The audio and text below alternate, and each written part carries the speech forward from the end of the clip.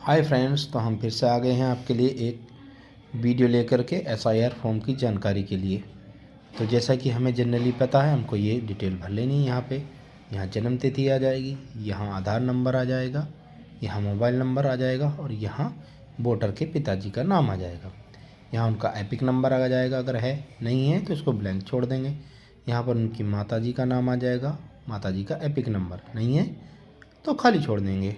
यहाँ अगर महिला है तो उनके पति का नाम आएगा और यहाँ उनका एपिक नंबर आ जाएगा। अब बात आती है इस कॉलम और इस कॉलम को भरने के लिए। तो बताते हैं, यदि इस वोटर का नाम 2003 की वोटर लिस्ट में है तो हमें ये वाला कॉलम भरना है। चलिए पास से दिखा देते हैं। देखिए, इसमें साफ लिखा हुआ है, पिछले एसआईआर की मतदाता सूची में मतदाता का विवरण। तो हमें क्या करना है, निर्वाचक का नाम यानी जिसका ये फॉर्म है वोटर का, यहाँ नाम लिख देंगे। यहाँ उनका ईपीआईसी नंबर लिख देंगे जो कि इसी फॉर्म पे ऊपर लिखा हुआ होता है। देखिए जैसे यहाँ ये लिखा हुआ है। चलिए फिर क्या करना है, इनके संबंधी का नाम, संबंधी यानी इनके पिताजी का नाम आ जाएगा। संबंध क्या हो गई, ये पिताजी हो गए उनके। यहाँ इनका जिला आ जाएगा, जिस भी जिले के रहने वाले हैं, और यहाँ राज्य का नाम। यहाँ इनकी विधानसभा क्षेत्र का नाम आ जाएगा। 2003 में इनकी विधानसभा क्षेत्र का नाम क्या था। यहाँ इनकी विधानसभा का संख्या आ जाएगी।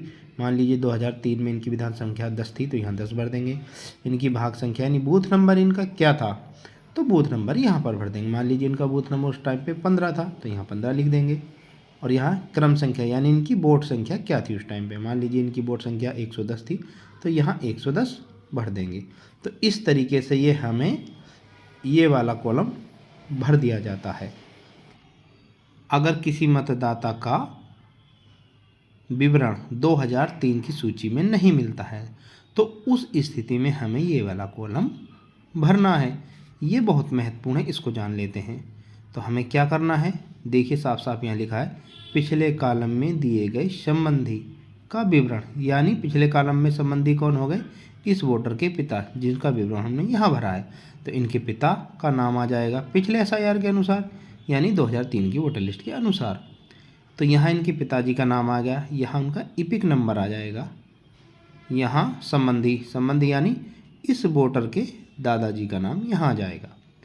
चलिए संबंध, अब ये क्या हो गए, इस वोटर के पिताजी के पिता, यानी पिता हो जाएगा।